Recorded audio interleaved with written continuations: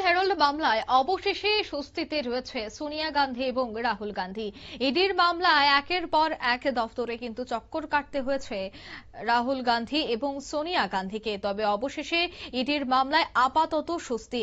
রায় দিল দিল্লি আদালত। তবে এই রায়ে কি বেরিয়ে এসেছে বিস্তারিত জানবো। টেলিফোন লাইনে যুক্ত হয়ে গেছে প্রতিনিধি শেখ মনিরুল। মনিরুল, ন্যাশনাল হেরাল্ড মামলায় চার্জশিট জমা করতে পারছে না ইডি, তাই সেক্ষেত্রে দিল্লি আদালত কি রায় দিল কি জানতে পারছো?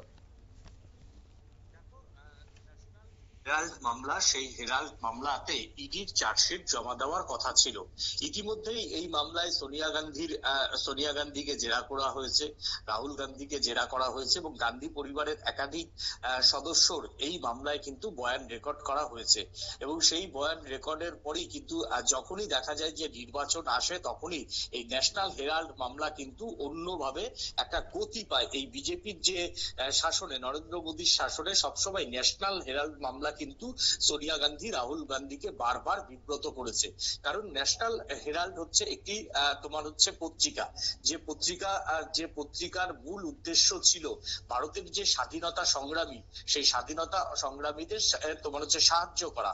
পরে এই ন্যাশনাল হেরাল্ড হচ্ছে স্বাধীনতা সংগ্রামীদের যে পেনশন বা অবসরকালীন ভাতা, সেই অবসরকালীন ভাতা নিয়ে কাজ করত। সেই অবসরকালীন ভাতা এবং স্বাধীনতা সংগ্রামীদের এই প্রতারণা করা হয়েছে বলে মূলত অভিযোগ করা হয়েছিল একটা সময়। এই মূলত অভিযোগটা করেছিল বিজেপি সাংসদ সুব্রমণিয়াম স্বামী। ইনি মূলত এই মামলাটিকে খুঁচিয়ে তুলেছিল। কিন্তু সেই মামলা যে পরবর্তীকালে এত বড় বিপদে পড়তে হবে সোনিয়া এবং রাহুলকে এই প্রজন্মের নেতা হিসেবে, সেটা কিন্তু তারা আজ করতে পারেনি। যাই হোক, ন্যাশনাল হেরাল্ড মামলা নিয়ে দফায় দফায় কিন্তু সোনিয়া গান্ধীকে জেরা, কখনো রাহুল গান্ধীকে জেরা করার পরে এই মামলায় কেন চার্জশিট দিতে গড়িমসি করছে তা নিয়ে কিন্তু উল্টো কংগ্রেস সুর চাপিয়েছিল লোকসভা ভোটের আগে।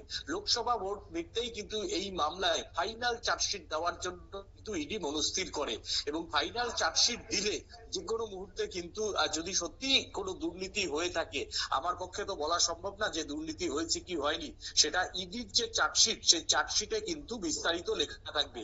যেটা সূত্রের খবর, প্রায় ৩,৫০০ পাতার চার্জশিট, ইডি জমা দিতে পারে। আর ইডির এই ৩,৫০০ চার্জশিটে কিন্তু মূলত অভিযুক্ত এইখানে আমি বলতে পারি, সূত্রের খবর যদিও বলছি, সোনিয়া গান্ধী, এবং তাকেই টার্গেট মূলত করা হয়েছে এই মামলায়। আর এই মামলার চার্জশিট যাতে দিতে না পারে তার জন্য কিন্তু পাল্টা বেশ কিছু মামলা ফাইল হয়েছিল দিল্লির একটি বিশেষ আদালত, যেখানে এই সমস্ত সিবিআই ইডির মামলাগুলো হয়। সেইখানেই এই ইডির যে চার্জশিট, সেই চার্জশিট জমা দেওয়ার উপরে কিন্তু স্থগিতাদেশ দেওয়া হয়েছে। অর্থাৎ চার্জশিটে কি রয়েছে না রয়েছে সেগুলো হয়তো বিচারপতিরা আইনত চার্জশিট জমা দেয়। চার্জশিট জমা দেওয়ার পরে সেটা কখনো গোপনে খামবন্দি করেও চার্জশিট বিচারপতিদের কাছে জমা দেয়। বিচারপতিরা সেটা দেখার পরে দুই পক্ষের বিরোধী যে আইনজীবী, তাকে অবশ্যই একটা কপি তারা ফরওয়ার্ড করে এবং তারপরে সেটা হিয়ারিং হয়। কিন্তু এই ক্ষেত্রে কেন স্টে অর্ডার দিল সেই বিষয়ে, যেহেতু রায়টা আজকে হয়েছে, এখনো পর্যন্ত নথি না দেখে সম্ভব নয়। নিশ্চয়ই যে কেস ডায়েরি, সেই কেস ডায়েরিতে কোনো অসঙ্গতি ছিল বলেই কিন্তু মনে করছেন আইনজীবীদের একটা অংশ। এখন এই যে রায়, সেই রায়ের কপি বেরোতে বেরোতে বিকেল ৫টা বেজে যাবে। ৫টার সময় বিচারপতি তার আজকের যে কেন তিনি এই মামলায় স্থগিতাদেশ দিল এই চার্জশিটের উপর, তাকে লিখতে হবে, সেটা বিকেল ৫টার পর আদালত থেকে নথি পাওয়া গেলে তখন বোঝা যাবে যে কেন মাননীয় বিচারপতি এই ইডির চার্জশিট যে জমা করার উপরে স্থগিতাদেশ দিল, ঠিক সেই সময় বোঝা যাবে। তবে আপাতত এই চার্জশিট যদি জমা না হয়, তাহলে কিন্তু এই মামলা আগামী কয়েকদিন সেইভাবে মুভ করতে পারবে না। কারণ চার্জশিট জমা মানেই হচ্ছে তদন্ত শেষ হওয়ার পরেই চার্জশিট জমা দেয়।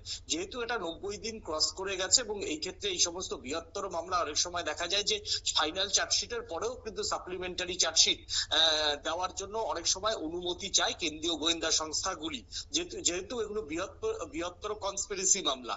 সেই ক্ষেত্রে এখন দেখার যে চার্জশিট দেওয়ার ক্ষেত্রে বিচারপতিরা কি ইডিকে প্রশ্ন করে, এটাই এখন দেখার।